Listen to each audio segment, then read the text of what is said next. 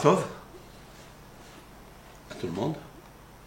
Shavua Tov à tous ceux qui visionnent, qui nous regardent. Nous sommes le 15 Kislev, Yudke, le nom de Hachem.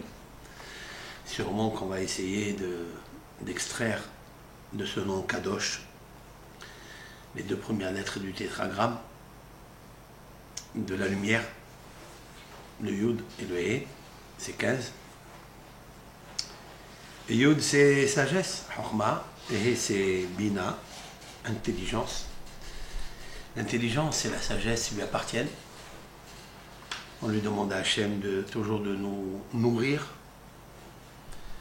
qu'on puisse être comme des nourrissons qui allaitent des saints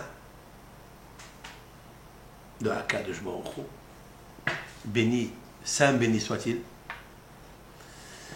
si l'on peut dire ainsi, et de partager ce shiur qui, avec l'aide de Hachem Yitbarach, est une suite d'un cours qui va être diffusé, que j'ai pratiqué vendredi, juste 1 heure avant Shabbat, à Minha. Et là, dans ce premier cours, j'ai parlé de l'importance de la Neshama de Rabbi Akiva. Bien sûr, basé sur les paroles du Ari Akadosh,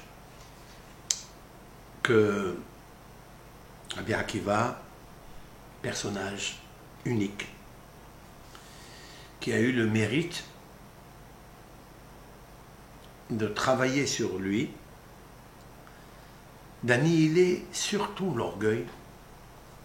Donc, qui dit orgueil? Orgueil est la source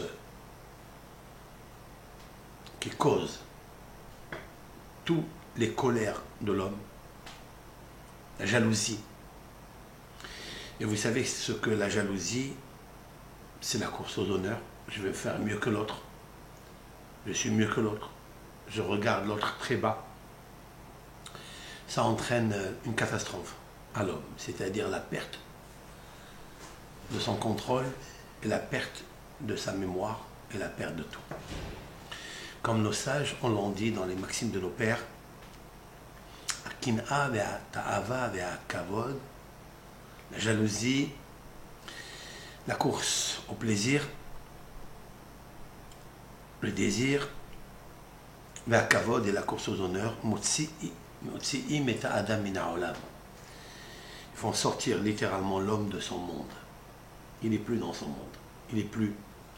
Et il perd son olam hazeh, olam haba. Il perd tout. Rabbi Akiva a travaillé sur ça énormément. Il est arrivé à recevoir une neshama grandiose. C'est la neshama, lumière, qui interprète tout ce qui est dit dans la Torah écrite, ce qui est dit dans la Torah orale, tout ce que Moshe Rabbeinu a entendu de Hachem Yitbarach. Il a pris ça et il l'a fait rentrer dans les passages codés de la Torah. Rabbi Akiva. Cette neshama de Rabbi Akiva, Yitzhak Avinu, notre patriarche Yitzhak qui était prophète, il l'a vu dans la prophétie et il sait que Esav a cette neshama. Et cette neshama, elle est tellement grande qu'il ne faut pas la perdre. Avec ça, avec cette base, on peut comprendre comment Hachem Yitbarach, il fait descendre des âmes, lumière, brillantes, qui vont éclairer le monde par l'étude de la Torah, par les halachot, par les sodot de la Torah, les secrets de la Torah. Hachem Yitbarach, il fait passer des âmes comme ça dans des labyrinthes noirs qui sont en apparence, qui gênent en fait, et qui sont répugnants. Mais c'est là où se cachent les trésors. Yitzhak Avinu, il le sait. Comment Yitzhak Avinu, il le sait? Parce que Rivka, elle le sait. Et Rivka, elle a un accouchement, d'abord une grossesse très difficile, du jamais vu. L'accouchement, il est normal, mais bizarre. C'est que le premier il sort admoni tout rouge, poilu. Coloqué à des retséar, il est complètement poilu. Et après cela est sorti Yatsahid, est sorti son frère. Et sa main tient le talon de Esav. Et elle l'a appelé Yaakov. Et qui dit c'est Yitzhak qui l'a appelé Yaakov. Et qui dit c'est Akadosh Baruch Hu qui l'a appelé Yaakov. Tandis que Esav, tout le monde l'a appelé Esav parce qu'il était assoui, disent nos sages, il était fait complet. Même les dents, d'après Yonatan ben Oziel, il y a 2000 ans, l'élève de Hillel Azaken, le sage. Il avait même les dents. Nous avons déjà fait des cours sur ça. Yitzhak l'a appelé Esav. Et les gens l'ont appelé Esav, mais Yitzhak l'a appelé Yaakov. Le Harizal, Alav Shalom, il déduit de là que dans Esav, il y a une grande âme qui s'appelle Akiva. Akiva, c'est le talon. Ce talon-là montre qu'il est un homme qui va écraser avec ses talons la tête du serpent. Toutes les forces négatives qu'il y avait jusqu'à maintenant, jusqu'à cette naissance-là, étaient incluses dans Esav. Les Mekoubalim disent pourquoi il est sorti rouge. Parce qu'il a absorbé toute l'impureté de la nida de sa mère. Ça veut dire quoi? Voilà qu'une femme qui est en période de grossesse n'a pas de période de menstruation, de nidout. On sait quoi? Le terme nida, ça veut dire nad, ça veut dire bouger. Lorsque Hava a fauté, elle a fait bouger le nom de Dieu, elle a déplacé l'union du tétragramme. Avant la faute, le tétragramme était uni, solide. L'union entre les lettres qui font l'être et font apparaître l'amour était ensemble, était une seule pièce, était fort. Lorsque Hava a entendu le serpent, elle a pratiqué ce qu'elle a pratiqué, elle a divisé le nom de Dieu en deux. Yud Ke 15 que nous sommes, il est allé d'un côté, et le Vav et le He sont allés d'un côté. Et nous sommes aujourd'hui à la récupération de cette union-là. Lorsque les deux êtres sont nés, elle a vu qu'il était rouge. Elle a dit, waouh, il y a un problème là. Cette rousseur, elle me rappelle quelque chose. C'est-à-dire, moi, Rivka, je suis Hava, première édition, et je viens corriger le ventre, la partie matrice, là où poussent les enfants. Pourquoi?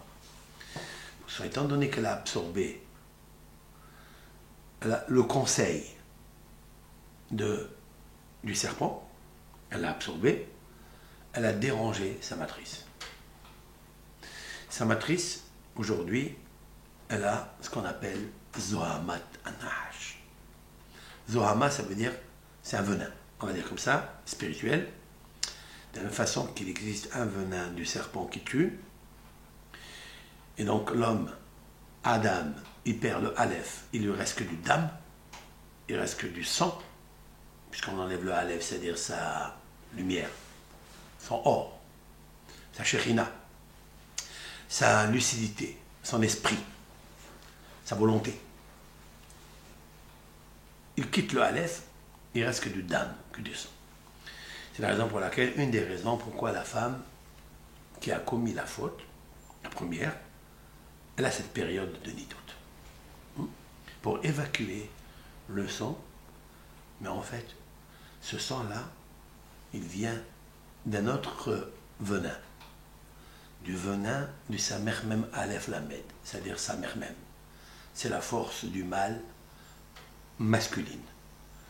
Lorsqu'il s'associe avec la force du mal féminine, il s'appelle Lamed Yud Tav, on n'a pas le droit de le dire, eh bien, Akadosh Baruch Hu, il leur donne la force. C'est comme ça que c'est pour introduire du venin spirituel dans la femme et l'homme. Et à cause de ça, il ne peut pas acquérir des niveaux pour lesquels il est né. Parce que l'homme, il est né pour acquérir des perceptions extraordinaires au point de s'attacher à l'amour et l'essence de l'amour, à Kadosh Baruch Hu. Mais aujourd'hui, il ne peut pas parce que cet amour, elle s'est subdivisé en 1000 parties. Il s'aime, lui, il n'aime pas l'autre, il est égoïste, il veut que lui. Sa vision, elle voit que ce qui l'intéresse. Comme la femme, quand elle a vu que le fruit il était beau, etc., c'était une perception, fantasme, etc., etc. Okay. Maintenant, Rivka, elle le sait. Et comme ça se bouscule, il sort rouge, il dit, c'est pas normal. Ça veut dire qu'il a tout pris, n'a ni doute de sa femme, c'est-à-dire l'impureté intromise par le serpent. Le serpent matériel et le serpent spirituel. Et elle sait que la souffrance de la punition que l'Éternel a dit à Hava, Harba, Harbe, Etzvonech veheronech, Be'etzev teldi banim, j'explique.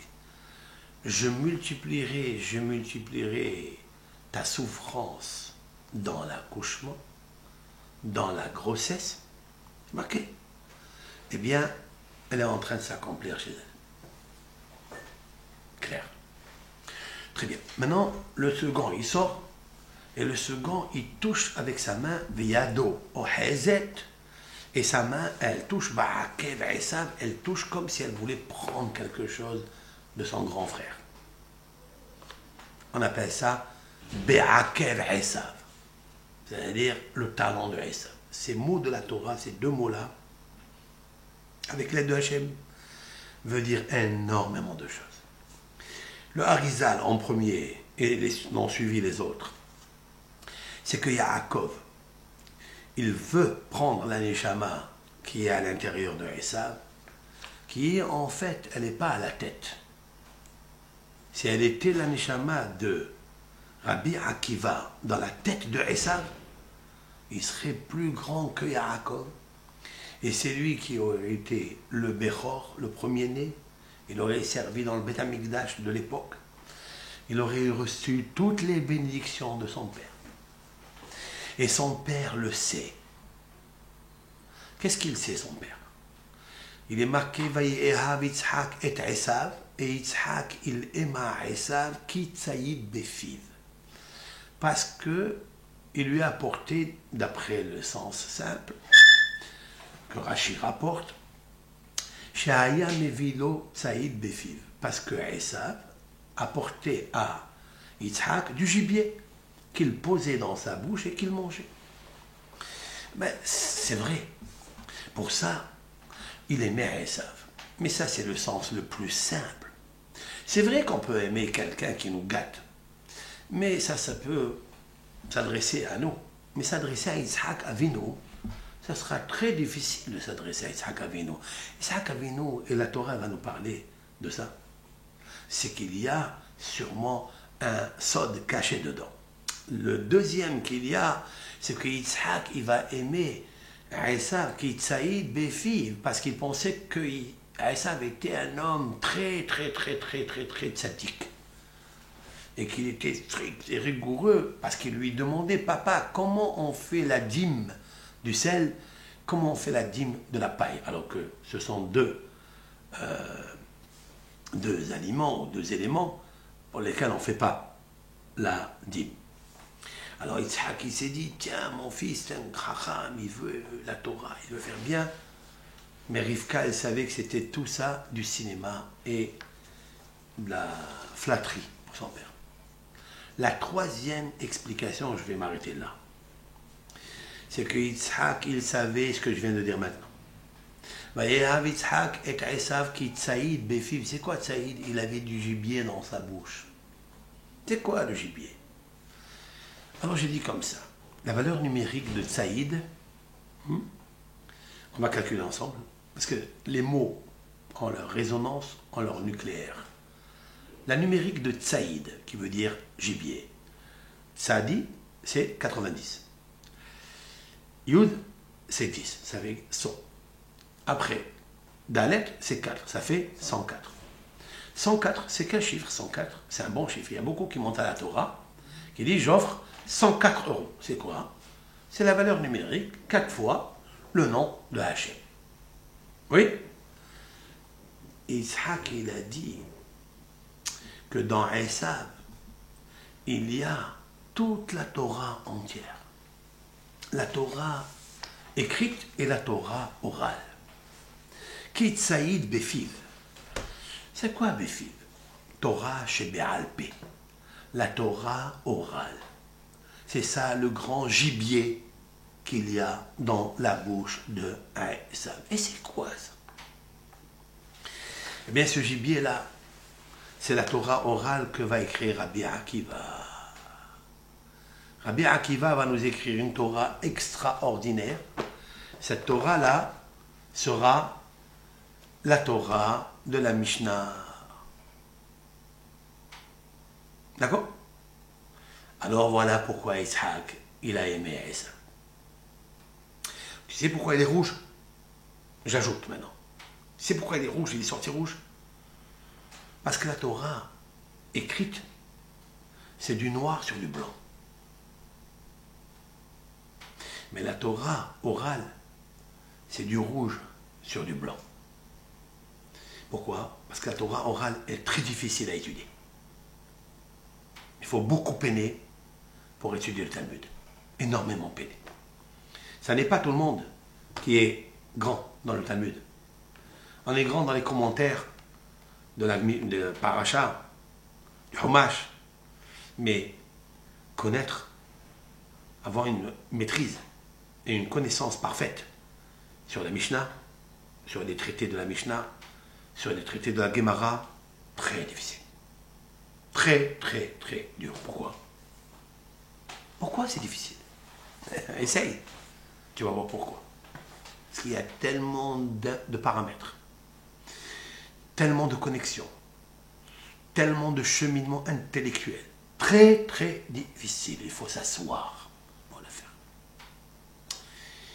Ça, Yitzhak, il le sait que Esav aura un grand problème. Parce que pour acquérir le Talmud, la Torah orale, il faut s'asseoir. On ne peut pas faire des courses dans le champ, des courses dans tous les sens. La chasse. Il faut s'asseoir pour connaître le chasse. Le chasse qui font Shisha Sidré dans l'acrostiche. C'est pour ça qu'on dit le chasse. Le chasse, c'est l'acrostiche, l'acronyme de Shin Samer Shisha Sidré. Ce sont les 6 sédarim qui sont compilés par les Mishnayot et traduites par la Gemara.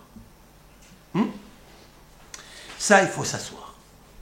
Et là, Yitzhak a un grand problème avec Esav. C'est que Esav, la Torah nous dit immédiatement, ils ont grandi. Qu'est-ce que fait Esav? Il va dans les champs. Ish yodea tsaïd, ish sadeh. C'est quelqu'un qui va dans les champs. Mais Yaakov, ish tam yoshev ohalim.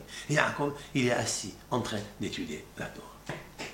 Autrement dit que tous ceux qui étudient la Torah, qui ont le mérite de prendre des Télim, de fixer des heures d'études, de fixer des Mishnah, Humash, la Paracha, le Talmud, plus forte raison, ils sont dans la lignée du Nefesh, Ruach, Neshama de Yaakov Avinu. Et ceux-là, ils peuvent transmettre la Torah à leurs enfants, à leurs élèves et au monde entier. Pourquoi? Parce qu'il s'est assis. J'ai toujours dit que le dernier rabbin du Talmud s'appelle Rav Assi. Et pour devenir Rav, il faut être assis. Et Yaakov était assis, Dieu. Il faisait son Dieu. Bien entendu, c'est toujours tendu d'étudier. Mais après, tu te régales. Après, tu ne peux plus quitter le Talmud. Après, il est agréable pour toi. Celui qui n'étudie pas le Talmud, il n'a rien compris dans le Chumash. Rien. Qui est la personnalité nucléaire qui va, comme je l'ai expliqué dans la vidéo que vous verrez avec l'aide de HM1, avant celle-là, c'est une préface que j'ai faite. Alors, c'est Rabbi Akiva. Et d'où est sorti Rabbi Akiva? C'est ça qui est incroyable de Esav. Pourquoi? Parce que Esav, il avait une influence dans sa parole terrible. Saïd Befiv, cette influence qui était dans sa parole, elle provenait de la tête positive que Yitzhak avait, que Abraham avait, que Adam Arishon avait, que Shem avait. Shem, que Noah avait. Toutes les personnalités que nous connaissons de Adam, après il y avait Shet, après Shet, le troisième enfant de Adam Arishon, puis après Noah, après il y a Abraham, d'abord il y a Shem, après il y a Abraham, après il y a Yitzhak, après il y a Jacob.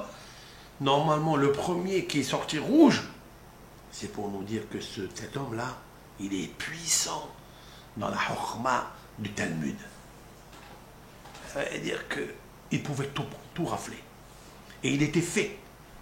Il était fait dans un monde d'action. Mais, ce que Rivka a vu, puisque c'est elle qui accouche, et quand elle accouche, elle voit le scénario, c'est que le premier sort rouge, elle a dit, waouh, il va tout prendre, il va tout rafler. Qui est cet homme? Qui est cet enfant que j'ai? Et le deuxième qui sort avec la main sur le talon, elle dit, il y a un problème. C'est que, en fait, toute la sagesse de Yaakov, de Esav se trouve en fait dans son talon. Elle ne se trouve pas dans sa tête. Qu'est-ce que faisait Yitzhak tout le temps? Quand son fils lui a apporté le gibier, il faisait quoi? Il l'embrassait. Le Zohar HaKadosh dit que Yitzhak, quand il voyait Esav en connaissance de cause, je pense, j'espère, il a dit il faut lui faire monter la sagesse qui est dans ses talons. Elle est des fois en bas, hein. Elle est partie en galoute dans les pieds. Eh bien, il faut lui faire la monter dans la tête. Quand tu lui faisais ce baiser d'amour, c'était pour que la neshika, l'embrassade, elle fait monter comme un aimant, hein, la sagesse qui se trouve dans les pieds, que Esav écrase avec ses pieds, qu'il la fait monter jusqu'en haut. Parce que si elle reste dans le pied, écoutez bien, j'ajoute, si la sagesse, elle reste dans les pieds, et elle ne monte pas vers le haut, cela veut dire que c'est le serpent qui a gagné. Pourquoi? Parce qu'il est marqué concernant la malédiction que l'Éternel a fait au serpent. Il a dit, je mettrai la haine entre toi et la descendance de la femme, de Adam et de Hava. Rou Yeshuvra Roche, Dieu il parle au serpent. Il lui dit, voici ce que fera l'homme avec toi. Lui, il t'écrasera la tête. Et toi, comme tu n'as plus de pieds, vous savez qu'il a perdu les pieds, puisque Dieu lui a coupé les pieds. Donc il rampe le sol. Quelle est la partie qu'il rencontre le premier dans l'homme, s'il veut lui faire du mal? C'est les pieds. Toi, tu lui piqueras les pieds. Autrement dit, qu'est-ce que ça veut dire? Pourquoi on rencontre à chaque instant des serpents qui piquent les pieds et qui tuent par les talons un homme? Non. Je voulais expliquer avec l'aide de Hachem ce que je suis en train de te dire maintenant. C'est que toute la sagesse doit se trouver ici, dans la tête, dans le cerveau. C'est elle le commandant. Si quelqu'un il a un esprit fort, il écrase le serpent. Mais si quelqu'un il laisse sa sagesse se perdre, et elle descend on dit Yoredet ad hadre araglaim. Elle descend jusqu'aux cavités des pieds. Yoredet mavet. C'est la mort de la sagesse. Ça veut dire que le serpent, c'est lui qui te pique. Puisque la sagesse, elle est là-bas. Et qu'est-ce que ça veut dire? Ça veut dire que c'est le serpent qui allaite la sagesse qui est la vie. Parce que Chokhmah, c'est Haïm. Et c'est avec ça, avec cette vie, que le serpent vit et commande le monde. Rivka, elle sait que Yaakov, il tient le talon parce qu'il ne veut pas que cette sagesse soit piquée par le serpent. Piquée dans le sens piqué et piqué. Ça veut dire enlevé et arraché par le serpent. C'est pour ça qu'il met la main dedans. Et maintenant, je comprends quelque chose avec ça, quelque chose de fabuleux qui, dans le texte, il est... Et tous les commentateurs ont posé des questions et des questions. Laquelle? C'est que, il est marqué que Yitzhak aimait Esav parce que il lui a apporté un gibier dans sa bouche. Verivka, la suite. Ohevet et Yaakov. Et Rivka aimait Yaakov. Et quoi? Pourquoi? À cause de quoi? Pour quelle raison? La Torah nous prive de la raison. Et tous les commentateurs, l'un et l'autre, ma réponse, avec l'aide de Hachem, on n'a pas besoin. Elle a donné la réponse et la raison.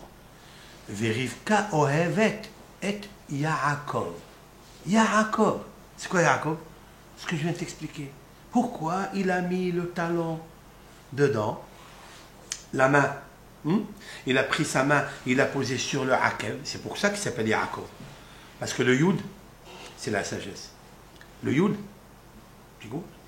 il était sur le talon. La sagesse de Adam Arishon. La sagesse de Caïn et de Abel. La sagesse de Chet, troisième enfant d'Adam Arishon. De Shem, de Noah, de Abraham, Isaac. Elle devait passer à Esav et elle était dans les pieds de Esav. Ça veut dire la force du serpent qui a écrasé cette sagesse. Il vient Yaakov, il pose le Yud. Et Yado, Yud, Dalet, Val, Yud. Il l'a posé sur le Hakel. Ça veut dire qu'il sait que la sagesse, elle se trouve dans le talon. Il tient le talon, il dit ne t'échappe pas, n'échappe pas. Je ne veux pas que le serpent y touche. Voilà pourquoi elle a aimé. Tu as compris? C'est une explication extraordinaire.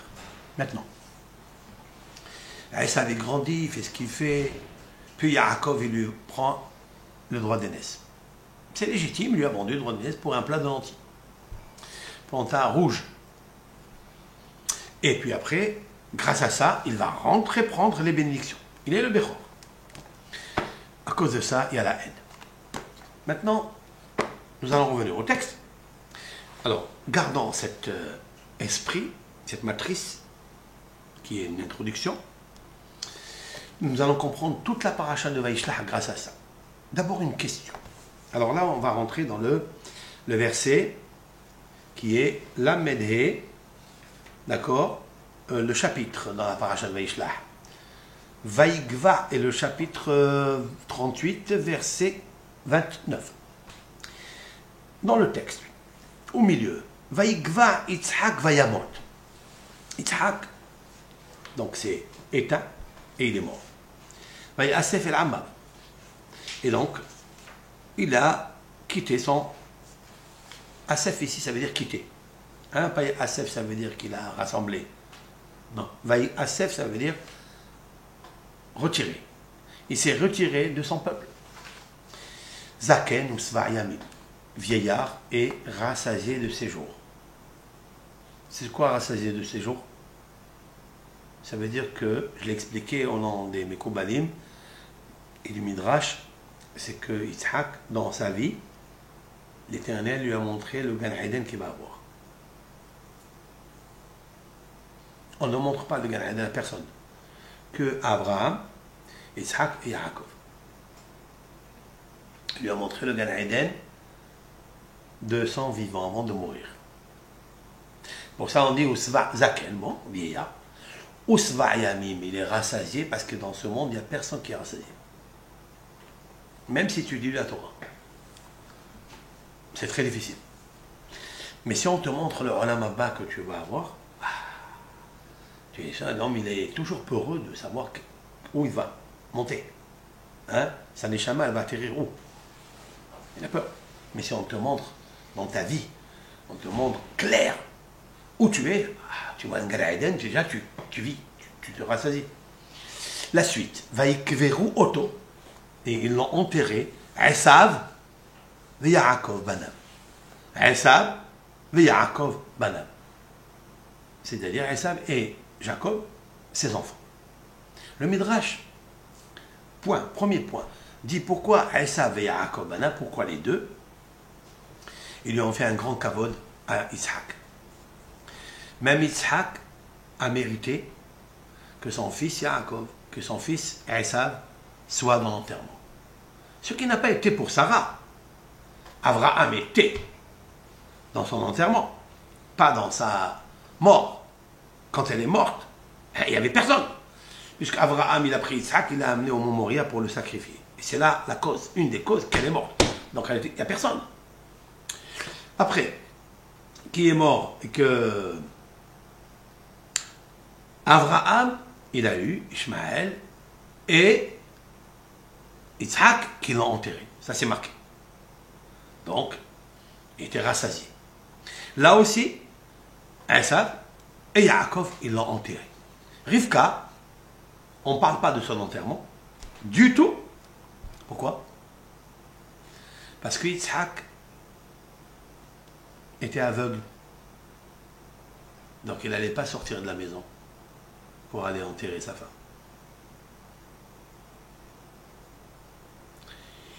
Yaakov, il était où? Il est parti chez Lavan. Donc, qui va rester ici? On est resté Israël. Qui est resté? Esav.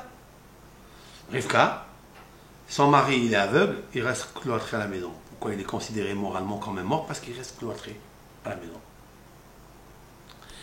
Yaakov, il est en train de fabriquer la procréation des Shvatim. Qui est-ce qui est resté en Eretz Israël? Esav. Esav, elle a dit Rivka, je ne veux pas être enterré en plein jour. Elle a dit, ne cite même pas l'enterrement. Ne me cite pas dans l'enterrement du tout. Ils l'ont enterré la nuit, en cachette. Il y avait ni Issa, parce que si c'est en plein jour, qu'est-ce qu'il va dire les oraisons funèbres? C'est Issa. Qu'est-ce qu'ils vont dire les gens autour de Rivka, devant le cercueil, devant la défunte? Qu'est-ce qu'ils vont dire les gens? Ils vont dire la bouche de Esav qui a allaité des seins. Je ne sais pas mes termes, hein? C'est le terme du Midrash. La bouche de Esav à Racha, qui connaissent, tout le monde sait qui est le malin et malicieux, le Ramaï, le Racha. Il avait un très mauvais renom. Très mauvais. Il m'a dit, regardez qu'est-ce qu'il parle devant la tzaddik, Pskina. C'est pas honneur. Elle était prophétesse. Elle sait le jour où elle va mourir. Elle leur dit, la nuit, ne parlez pas d'enterrement, il n'y a pas d'horizon funèbre, rien du tout. Voilà comment elle est partie, Rivka. C'est bizarre quand même, non? C'est très bizarre. Ils l'ont pris, ils l'ont emmené à Merat à Marbella. Rivka, avant Yitzhak. Avant Yitzhak. Ça, c'est ce que dit le Midrash. Maintenant, Yitzhak, il décède. Qui est en enterrement? Esav et Yaakov. Ils lui font un kavod extraordinaire. Et il y a qui dit, c'est pourquoi il est Savé Ayamim. C'est comme Abraham, il a mérité que ses deux enfants, ils ont fait la paix et ils l'ont enterré. La même chose, Yitzhak, il a la joie, il est rassasié de bonheur parce que ses enfants, les deux, ils se sont réconciliés, comme nous allons le voir dans la paracha où Yaakov, il a fait tout un stratagème pour que Esav se réconcilie avec lui, il l'a embrassé il l'a enlacé et ils ont pleuré ensemble. Ils ont pleuré pour beaucoup de choses. On verra sur quoi ils ont pleuré. Et donc, ils l'ont enterré ensemble. Voilà ce qu'on peut dire dans le Midrash. Mais ma question, elle est la suivante. Et que je n'ai pas trouvé de commentaire pour l'instant. Que ce soit Rabbi Hamid Attar ou Ramban ou Sforno, personne ne parle de cette question que je vous pose. Esav ve Yaakov. On a devancé Esav à Yaakov. Vous savez que dans la Torah, la primauté et le protocole du kavod est très important. D'où je le sais, du Midrash qui dit que lorsque Abraham est mort, Vaikveru Oto Yitzhak ve Ishmael. Yitzhak et Ishmael. Yitzhak était le plus jeune que Ishmael. Ishmael avait 13 années plus que Yitzhak. Donc le premier-né de Hagar, d'Abraham, de Hagar, l'égyptienne, c'est Ishmael. Le deuxième, qui est Yitzhak, de Sarah, qui est le Bechor de son père. Ishmael, Bechor de sa mère, Hagar, et Yitzhak, le Bechor de Sarah. Pourquoi on devance Yitzhak avant Ishmael? Pourquoi? Dit le Talmud. De là, on sait que Ishmael a reconnu la grandeur de Yitzhak. Ça, c'est marqué dans la Gemara. Et il l'a laissé passer. Sinon, la Torah, elle ne ment pas. Et au contraire, Rabbi Ishmael, nous avons un rabbin dans le Talmud qui s'appelle Rabbi Ishmael. Et tout le monde se pose la question, comment un rave, une naissance juive, il s'appelle Ishmael? Comment est-ce possible, le docteur de la Mishnah? Plus que ça. Tu sais qui est-ce le maître de Rabbi Akiva? Et les plus grands, Rabbi Ishmael. C'est lui qui lui a enseigné la Kabbalah à Rabbi Akiva. Il avait deux, Rabbi Eliezer Agadol, Ben Orkanos, et Rabbi Ishmael. Oui, c'est le maître de Rabbi Akiva. Vous savez pourquoi Rabbi Ishmael, il s'est fait appeler Rabbi Ishmael? Parce qu'il a dit, j'ai appris de Ishmael, le fils d'Abraham, de savoir reconnaître le Hémet, la vérité. Et c'est la raison pour laquelle, devant tout le monde, vous savez, qui a assisté au funéraire d'Abraham, que les rois du monde entier. Tous ceux qui avaient besoin d'Abraham dans son vivant venaient prendre des conseils. Tous les païens qui se sont convertis au judaïsme, enfin, à la foi, n'existe pas la Torah avant, mais la foi de la Emouna en un seul Dieu. Ils ont aboli l'idolâtrie. C'est ce qui va se passer. Où toutes les idoles vont se briser. Les êtres humains vont avoir la Emouna, la foi, et ça, c'est prochement vivant. On va le voir. Bientôt. Et qu'en fait, ils sont venus assister à la Levaya d'Abraham. Et Yitzhak, c'est lui, le premier qui a avancé, qui a parlé. Ishmaël a parlé. Et ils ont raconté la foi d'Abraham. Ça, on a appris de là-bas. D'où je l'ai appris? Parce que la Torah, elle a devancé Yitzhak à Ishmaël. Et là, ma question, elle est grandiose ici. Vaikveru oto Esav Yaakov banav. Mais Esav, était rachat. Plus que ça. Esav a reconnu le droit d'aînesse et le droit des bénédictions à Yaakov. D'où je le sais. Parce qu'une fois qu'il a rencontré, qu'il lui a envoyé, on va tout de suite parler de ça, qu'il lui a envoyé l'offrande, cette offrande, elle était très réfléchie. Et de là, on voit la grandeur de l'âme de Yaakov. Il lui a envoyé tant et tant de brebis, tant et tant de boucs, tant et tant de chèvres, tant et tant de chameaux. On va tout de suite expliquer ça. Et lorsque Esav, il arrive, il lui dit, c'est pour qui ça? Il lui dit, c'est pour toi. Pour trouver grâce à tes yeux. Comme ça, tu enlèves la haine que tu as et qu'on puisse s'accorder, s'aimer et devenir deux frères, des vrais frères. Et je veux t'aimer. Et Yaakov, il dit, comme ça, je t'aime. Comme ça, il lui dit, Yaakov. T'en compte. et de la haine qu'il avait à cause des bénédictions, pas à cause du droit d'aînesse, parce qu'il lui a vendu, en lieu sûr et en droit, comme Yaakov lui a demandé dans le droit d'aînesse, écoute, je te donne ce plan anti-michra chayom. Il lui dit, vends-moi aujourd'hui. Qu'est-ce que ça veut dire aujourd'hui? Aujourd'hui ou demain ou hier? Non. Aujourd'hui, qu'est-ce que le jour brille? Je veux la clarté du jour dans la vente. Que ça soit dans ton cœur, avec ta pensée, que tu me vendes le droit d'aînesse. Il a dit, ok, tu lui as vendu le droit. Pour ça, il n'a pas récusé. Ce que Esav n'a pas voulu, c'est qu'il lui a pris les bénédictions. Mais il nous faut savoir que celui qui a acheté le droit d'aînesse, c'est celui que son père veut bénir. Je ne bénis pas Esav parce qu'il est grand. Je veux qu'il soit grand dans la tête, pas grand dans les pieds. C'est la raison pour laquelle, ici, Esav s'ajoute. Il dit à Yaakov, c'est-à-dire que tout ce que tu as, tout ce que papa t'a béni, eh bien que ça soit pour toi. Et nos sages disent, Mikan, de là, Hoda ala brachot.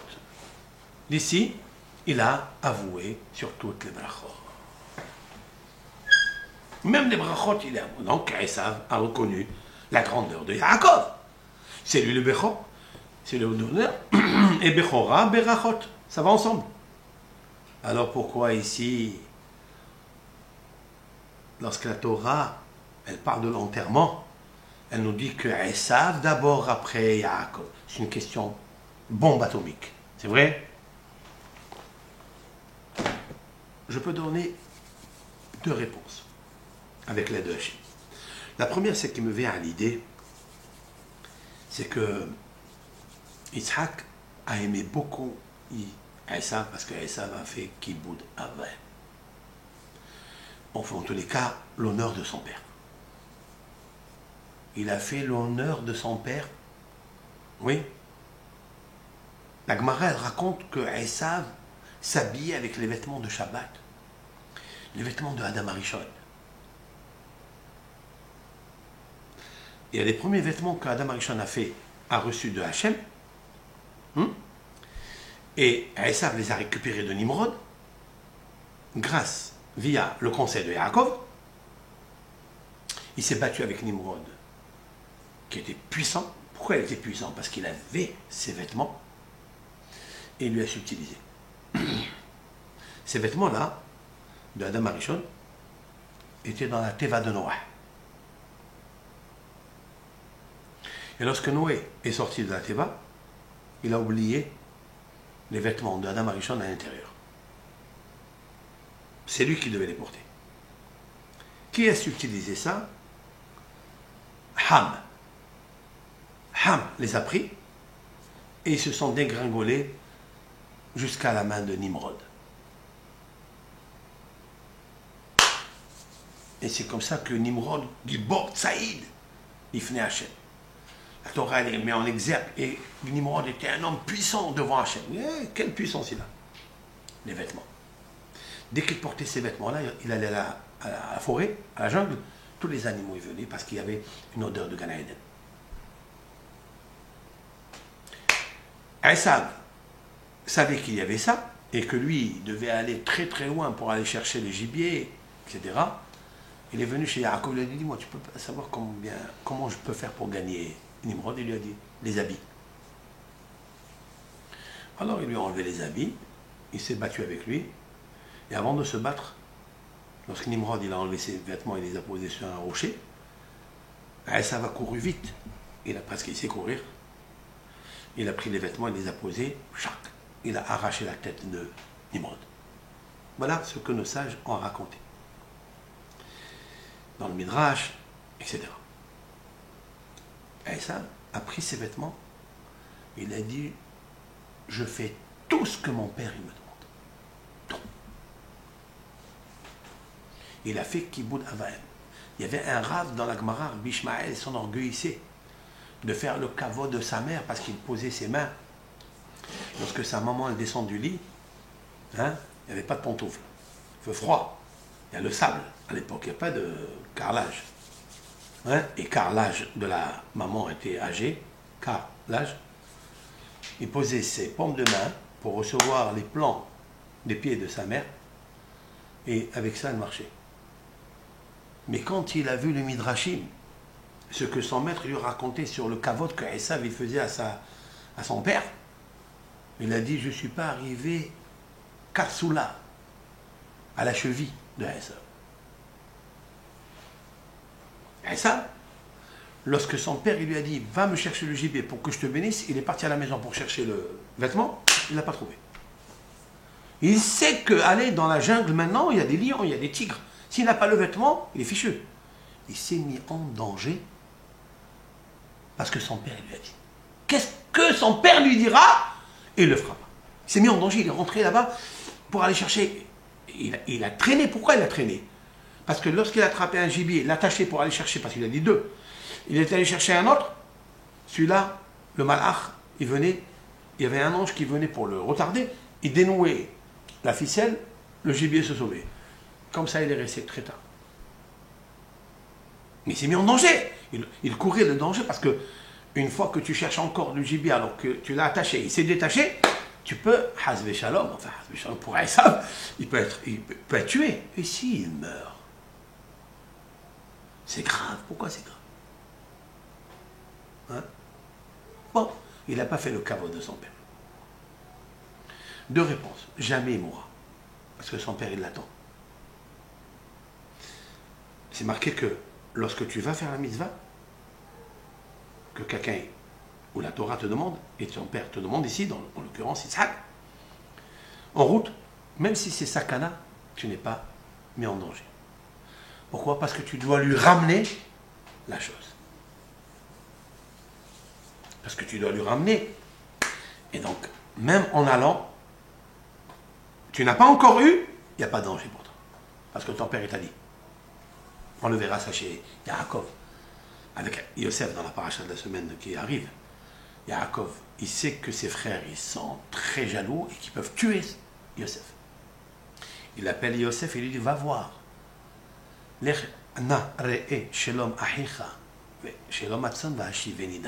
J'explique. Va voir la paix de tes frères et la paix du troupeau et ramène-moi les rapports. Pourquoi il a dit ramène-moi? Parce qu'une fois qu'il a fini la mitzvah, il a fini. Il dit non, la mitzvah n'est pas finie, il faut qu'il la ramène. Ça c'est la première réponse. Mais la deuxième réponse, pourquoi il ne peut pas mourir? Ça. Parce qu'il a en lui la neshama de Rabbi Akiva d'abord. Et il a la neshama de Rabbi Meir Ba'alanes. Et il a la neshama de Antoninus, le romain. Parce que tous ces trois-là, il y a d'autres. Tous les convertis qui vont se convertir au judaïsme, qui vont devenir des lumières en Torah, ils sortent de Esav. Mais d'où? Du talent de Esav. Ils sont là-bas et il les écrase quand il va à la chasse. Maintenant, il faut les faire monter en haut, sur la tête. Il faut les faire monter. Alors Esav, il a amené le gibier à son père. Il faisait tout le kavod, il se met en danger. Et il y a Yitzhak et Esav qui tsaïd béviv. Parce que Esav, il était très aimé, parce que son père goûtait le gibier de son fils. Maintenant, Yaakov, il sait tout ça. Et Yaakov, même s'il est le Bechor, même s'il est le premier-né, même s'il a les bénédictions, même s'il est tzaddik, il fait très attention à ne pas remuer la colère de Esav, surtout dans le domaine de la primauté du kavod protocole qu'il faisait à son père. Attention, attention. Yaakov Hacham. Hacham Meod. D'accord? Il a laissé son frère. Parce que cette mitzvah d'enterrer le mort, il y a deux mitzvot. Il y a la mitzvah, le kavod de corps, de son père, et la neshama de son père. Alors, Yaakov, il s'est mis en deuxième. De droit, c'est lui. Mais là, il a dit, je viens de faire la paix avec mon frère. Yaakov, Ça va avouer que je suis le plus grand, que je mérite moi les bénédictions, mais attention de lui remuer la colère. Parce que là, il ne me pardonne pas. Il peut tout me pardonner, sauf le caveau de son père. Ça, il le sait, Yaakov. Et d'ailleurs, pour renforcer ce que je viens de dire maintenant, une des raisons pourquoi on a défoncé Esav, je vais vous dire pourquoi. Parce que Yaakov, il entend que Esav arrive, il a peur. Il a peur de quoi? Il a peur de lui. Il a peur de quoi? Il a peur de Esav. Parce que Esav, il a le kavod de son père. Il a un grand mérite du kiboud Av, d'un grand kavod qui faisait à Isaac, l'honneur, le respect, la gâterie à son père. Il a peur de ça. Surtout que lui, il était parti depuis longtemps déjà. C'est-à-dire que le kiboud Av, il l'avait plus depuis un certain temps. Ça fait longtemps, 22 ans là. On est en 22 ans qu'il a quitté son père. Il a dit peut-être le srout de son père. Et ça, donc ça, il a peur. Même maintenant que son père il est mort, il le laisse. Ok? Ça c'est la première réponse qui est logique, qui est midrashique, on va dire. Mais la réponse dans laquelle je fais le cours, et qui suit la vidéo première, que vous allez voir, avec les deux Hachem, c'est que Yaakov, il est obligé de laisser Esav passer avant lui. Pourquoi? Parce qu'il a Esav, la Neshama de Rabbi Akiva, tout court. Parce que Yaakov, il sait qu'à la naissance même, c'est Esav qui est sorti le premier, et que normalement Esav, il doit connaître tout le Talmud, et c'est lui qui doit le transmettre à Rabbi Akiva. Et celui qui va le transmettre à Rabbi Akiva, comme j'expliquais dans le cours, quand Rabbi Akiva est mort, le jour où il est mort, est né qui? Rabbeinu Akadosh, le codificateur qui a compilé toute la Torah orale. Pourquoi il est né ce jour-là? Parce que la Neshama de Rabbi Akiva, elle va aller dans la Neshama de Rabbeinu Akadosh. Et qui est Rabbeinu Akadosh? C'est le Nitzos de Yaakov Avinu. Donc Yaakov, en connaissance de cause, il laisse Esav passer en premier parce que Yaakov lui-même, maintenant je vais ajouter quelque chose. Si Yaakov veut que la Torah, à lui, qu'il a étudiée, elle se transmet par la suite à Rabbeinu Akadosh, il faut passer par Rabbi Akiva. Pas moins, pas plus. Akiva.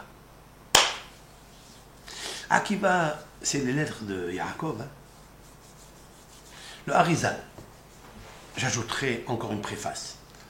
Il a dit, dans l'Ikouté Chasse, c'est pas écrit dans Sha'ar Kavanot, Sha'ar Gilgolin, c'est écrit dans l'Ikouté Chasse. Le Hari a écrit quelques plumes dans le Chasse, dans le Talmud, sur des anecdotes du Talmud, il a ajouté des petites notations. C'est là où il dit, on va voir dans Parashat Vayhi. Parashat Vayhi, quand Yaakov Avinu va commencer à bénir les enfants, avant de quitter ce monde, il bénit Yosef.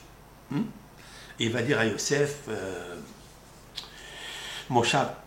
Etan Moshavecha, etc. Il le bénit, et il dit comme ça, il dit, Midé Abir Yaakov, Misham Ro'e Even Israël. Midé, de la main, Abir Yaakov, le fort de Yaakov, c'est-à-dire Dieu. Dieu, il t'a sauvé, à toi Yosef, de ne pas avoir commis la faute et commercé avec la femme de ton patron, la femme de Potiphar, qui s'appelle Zélicha. Tu n'as pas commis grâce à qui? Grâce à Abir Yaakov, le fort de Yaakov. C'est qui Abir Yaakov? Akadubro, le fort de Yaakov. Le Hari Akadosh, il dit, Abir Yaakov, c'est vraiment, vraiment les lettres de Rabbi Akiva. Tout simple. Abir, tu entends? Tu prends le Aleph, le premier, tu le mets avec Yaakov, ça fait Akiva, comme ça s'écrit avec un Aleph. Et il reste le mot Rabbi. Rabbi Akiva. Point à la ligne. Il a dit le Harizal. Ici, il y a deux mots dans la Torah qui se collent. C'est un nom, un prénom ce prénom, je vais le voir un jour. C'est qui? C'est Rabbi Akiva. De là, Rabbi Akiva, il est de la Neshama de Yaakov. Oh, ça veut dire quoi? Ça veut dire que Yaakov, il a pris ça du talon de Esa. C'est clair, clair et net. Il ne faut pas laisser la chokhma en bas. Il faut la faire monter en haut. C'est pour ça que Yitzhak, il a embrassé la tête de Esa pour, comme une ventouse spirituelle, bien sûr, faire monter l'amour. On peut l'expliquer d'ailleurs, c'est même peut-être là une méthodologie que quand vous voyez un enfant qui n'est pas ouvert, qui n'est pas aimé, il est bloqué quelque part, il est coincé quelque part, on peut apprendre de Yitzhak qu'il faut embrasser le front, la frontanelle, là où on pose les téphilines de son enfant, de cet enfant. Le père ou la mère, l'enfant attend ça. Comme si on va ouvrir la fontanelle, là où se pose le cerveau, et là où se posent toutes les lumières et toutes les obscurités qu'il y a dans l'enfant. Les stress, la lumière, la joie, tout se pose là-bas. Et lorsque le père ou la mère montre à l'enfant l'amour et le charge par un baiser l'amour, l'enfant, on dirait, il y a une électricité qui passe dans tout le corps. C'est vrai? C'est ce qui lui manquait à Esa. Il lui manquait que cette grandeur qu'il a dans la tête, qu'il l'a perdue, puisque sa force, elle se trouve dans les pieds. Et c'est la raison pour laquelle il court à la chasse. Et il n'est pas au Beth Midrash en train d'étudier. Yitzhak a voulu récupérer cette beauté qui est en bas vers le haut. C'est pour ça que Yaakov, il va s'appeler Israël. Qu'est-ce qu'a voulu l'ange? L'ange, il a luxé la hanche. Pourquoi il a luxé la hanche? Parce qu'il voulait faire descendre la sagesse qu'il a ici, qu'il a étudiée en bas, dans le talon. Il s'appelle Yaakov, non? Il veut lui faire descendre la sagesse qui est en bas, en haut, en bas, vers le bas. Là-bas, qu'elle soit enterrée. Et que toute la force positive, qui est le ratson, qui est l'amour, qui est la volonté, eh bien, qu'est-ce qu'elle fait? Elle court. Il va faire court, faire des avérotes. Parce qu'il est vide d'ici. Il a peur de télécommande. Il n'a pas de maîtrise, pas de domptage. Donc tout, il va là-bas et il va courir. C'est vrai? Qu'est-ce que fait Yaakov? Il se bat contre lui. Il lui a luxé un peu la hanche, c'est vrai, parce que les enfants, ils vont se disputer. La hanche, c'est les enfants. Ils vont se disputer comme tous les frères contre Yosef. Ils vont se disputer. Il va y avoir beaucoup de choses qui ne vont pas bien se passer chez Yaakov. Il va lui toucher Dina, qui va être violée, comme on l'a vu dans la paracha, etc. C'est-à-dire la progéniture jusqu'à l'avènement messianique. Mais comment il l'a appelé, l'ange, à Yaakov? Il lui a dit, Yaakov, tu t'appelleras aussi Yaakov, mais je vais t'ajouter un nom. C'est quoi? Israël. C'est quoi Israël? Israël, c'est un sod, c'est un secret. Vous avez le lamed dedans? Israël, oui. Au début, qu'est-ce qu'il y a? Yud. Et à la fin, qu'est-ce qu'il y a? Lamed, li, moi, li, à moi. Il reste quoi? Resh, Aleph, Shin, Roche. Li, Roche. Li, Roche. À moi, la tête. À moi, la tête. Le li, c'est Hachem. Il est dans ma tête. La sagesse, elle est là. Et d'où je sais que le mot li, c'est la sagesse? Parce qu'il est marqué un des versets dans les proverbes du roi Salomon, la sagesse. Ani bina, je suis l'intelligence, li gevura. À moi, la puissance. Quelqu'un qui a la bina, il a la puissance. Comprenez? Li, c'est la sagesse. Parce que le li, c'est elle qui fait en sorte que la bina travaille la matière grise pour la rendre la puissance. Lorsque l'ange a vu que Yaakov nous tenait fort, et que la sagesse d'ici ne voulait pas la faire descendre en bas parce que là, toute la progéniture aurait été brisée, il lui a dit, tu t'appelles Israël. Roche. Oui. Est-ce qu'à la fin de sa vie, Esav il a réussi à faire remonter justement Rabek? Parce que c'est la tête qui a été enterrée dans... Oh, alors, Oh, c'est pas le cas. bien sûr, bien sûr. Ah, une des Maintenant, tu as touché un point très, très important. On va voir par la suite, et c'est marqué dans le traité talmudique Sota, que la tête de Esav est enterrée. Alors, une grande discussion sur ça. Sur le thorax de Isaac. Elle est enterrée là. Qu'est-ce que c'est ça? C'est-à-dire, juste après la partie de la bouche. Il y a qui disent qu'elle est enterrée dans la cour de Maharat Marpella, dans le champ.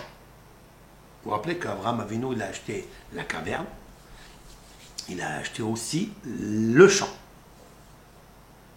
Pourquoi il a acheté le champ?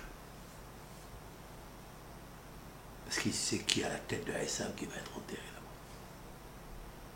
Il n'est pas enterré dans la caverne elle-même, avec Yitzhak. Il y a qui pense, hein? C'est un Zohar, hein? C'est pas des rabbins d'aujourd'hui, ou d'hier, ou d'avant-hier. C'est des rabbins il y a 2000, 2500 ans. Il y a des témoignages, il y a une discussion. On ne peut pas être précis. Moi, je suis précis, donc j'apprécie. Mais on n'était pas si près de l'enterrement. Donc on ne sait pas. Il y a des textes comme ça, il y a des rabbins qui approuvent des déductions de versets. On ne va pas rentrer dedans. Mais en tous les cas, il se trouve dans la localité de Maharat Marpella. Et la question est pourquoi? La réponse c'est que la sagesse des pieds, elle s'est vidée. Le rabbi Akiva qui était en bas, le rabbi Meir qui était en bas, il est monté vers l'eau jusqu'à la tête. C'est pour ça que le corps, c'est un corps qui n'est qu'un décor. C'est celui qui était l'écran, hein, de la Neshama lumière de Rabbi Akiva, Rabbi Meir, de Néron Kissar à l'intérieur. Maintenant, la substance s'est élevée jusqu'à la tête. Et c'est ça, et c'est là où je reviens, c'est très important d'embrasser un enfant, de l'embrasser, mais vraiment avec l'amour, comme Vayehav Yitzhak. L'amour de Yitzhak, si la Torah a dit l'amour de Yitzhak, c'est qu'il était à 100%. Et quand tu embrasses ton enfant, tu l'embrasses fort, tu lui fais enlever tous les stress qu'il a, toutes les problématiques qu'il a à l'intérieur, tu peux lui enlever. Et à ce moment-là, tu fais monter la sagesse qui est en bas. Parce qu'il y a des enfants, c'est une leçon d'éducation énorme à nous autres. C'est qu'il y a des enfants qui ont des grandes facultés. Ils sont nés dotés de facultés insoupçonnées, mais très cachées. Très cachées. Ils sont cachés où? Tu te demandes pourquoi cet enfant, quand il était petit, il était intelligent, et puis après il s'éteint. Son esprit ne comprend plus rien du tout. Qu'est-ce qui se passe? Le Yitzhara, il l'a piqué. C'est-à-dire, au lieu d'être Israël, c'est-à-dire Li Roche, il est Li Akev. Toute la sagesse, elle va dans les pieds. Ah, pour courir, pour faire les bêtises, pour danser dans un dancing et faire la trabéologie, là-bas, il est fort. Mais qu'est-ce qui s'est passé, cet enfant? Ne le juge pas mal. Ne le juge pas mal.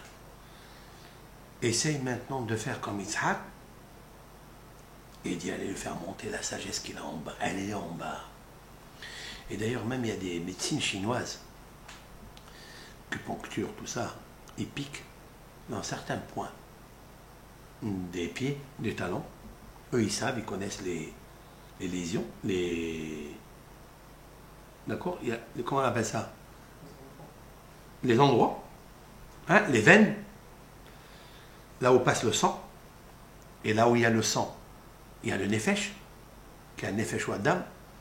Ils piquent là-bas, ils font monter le nefesh vers le haut. Tu as des personnes éteintes, pâles, blêmes. Ils vont chez le acupuncteur, ils piquent, tac, de cet endroit, il revient ravissant comme ça, clair. Qu'est-ce qu'il y a, Makara? Et la lumière, elle est en bas, pour le faire monter un peu, les énergies. Pour moi, cette histoire de la tête avec les pieds, c'est l'histoire de la haine que Hachem a puni le cerveau. Et il nous a punis en même temps. Parce que si on ne fait pas attention, la sagesse, elle s'en va. Alors comment des fois on fait descendre ça avec ça? Quels sont les actes? Shmirat Haberit. Faire attention à l'organe sexuel. Shmirat Haberit. La Kedusha du Shmirat Haberit. Quelqu'un, il perd les facultés mentales, il commence à oublier Shmirat Haberit. Soucie-toi de ça. Faire attention. Aussi la consommation des aliments non cachers. Les aliments non cachers, ils ont un venin. Tu ne le vois pas, au microscope, il n'y a rien. Hein. Cacher ou pas cacher, c'est une loi dogmatique. Il n'y a pas de raison. Mais les hachamim ont trouvé une raison. C'est quand tu manges un animal qui est mort de lui-même, comme ça, Nevela, tu rentres, tu achètes un McDonald's, tu achètes un bœuf ou je ne sais pas quoi, tu te régales. Ouh, ce qui va te faire ce truc-là. Tu fais la shrita, tu n'as pas fait sortir le sang par la shrita. Le sang, quand il gicle par le trachet artério-œsophage, tu fais sortir le nefesh de la BMA. Le nefesh, c'est l'âme de la BMA, c'est sa conception, sa vision, son habitude, ses mœurs. Tout est dans le sang. Hein? Le guilgoul aussi. Aussi, il y a le problème de guilgoul, sans parler de ça. Juste médicalement, on le sait ça. Tu te fais sortir le sang par la shrita. Mais si tu le tues avec un couteau ou qu'elle meurt seule, tout le sang de la BMA, il reste dedans. Il s'infiltre dans les membres, il s'infiltre dans la chair. Tu manges cette chair, tu ne manges pas la chair seulement, qui est la texture, tu manges aussi l'âme qui est dedans. Sans parler de guilgoul, je ne veux pas parler de ça. Tu manges le sang. Et dans ce sang, tu manges l'âme de l'animal. Alors, qui était cet animal? Est-ce qu'il était agressif? Est-ce qu'il était... Est-ce qu'il était kassan? Est-ce qu'il était coléreux, agressif, etc. Jaloux? Oh. Chez les animaux, il y a aussi la jalousie. Il y a aussi le combat qui va être le plus fort, qui ne va pas être le plus fort, etc. Tu manges ça, malheureusement. Et ça, quand tu le fais rentrer, ça, le sang, il circule dans tout, il va dans le foie. Et à cause de ça, quand l'âme, elle n'est pas bonne, eh ben, le foie, il perd la foi. Et à la fois, hein, ça monte vers le haut, et ça bouche les canaux du cerveau de la neshama. Tout court. Et à ce moment, qu'est-ce qui se passe? Mais qu'est-ce que ça a à voir avec la neshama et l'intelligence qu'il avait? Il a encore cette intelligence, mais elle est bouchée. Mais si elle est bouchée, alors tu n'as qu'à le déboucher. Mais comment tu vas le déboucher? Avec quoi? Hein? Avec des stops. Stop, ne fais plus rien. Tout ça. Qu'est-ce qu'il faut? Cette sagesse-là, elle descend vers les pieds. Et tu le vois. Il court, il est agile. Ou bien il devient paresseux. Ça peut être les deux. Il est paralysé. Il n'arrive plus. Il n'arrive plus à réfléchir. Il faut faire très attention à ça. Quelle est la réparation? Les roches. Israël. C'est quoi les roches? Télim. Ashrei ha'ish. Asher lo halach ba'asad rishai. Quel est le tikkun pour ça? C'est bien de donner des questions et des réponses, mais la solution, Ashrei ha'ish asher lo halach ba'asad rishai. Ashrei, heureux. Ashrei, c'est l'anagramme du mot Roshi. Tu veux récupérer Roshi, ta tête? Resh, Aleph, Shin, Yud. Ashrei. Si tu récupères la tête, lis Israël. C'est ça. Pour ça que David Amelech, il a fini par Alléluia. Le dernier psaume, c'est le 150. Alléluia. Il y a 10 valeurs là-bas, 10 qualités, une échelle de 10 échelons. Ce sont des niveaux extraordinaires de l'amour de Dieu, la grandeur de Dieu. Eh bien, il descend avec Kol HaNeshama qui est Alléluia. Tu récupères Kol HaNeshama. Alors je dis, là, dans ce cours, si quelqu'un se trouve difficile pour un enfant, pour tous les sujets qui nous fâchent, qui nous gênent, qui nous attristent, etc., c'est de prendre sur lui. Ça peut lui coûter 2h30 d'études, mais c'est beau. Prendre le télim de la tête jusqu'en bas, c'est-à-dire depuis Ashrei qui est la tête, Roshi.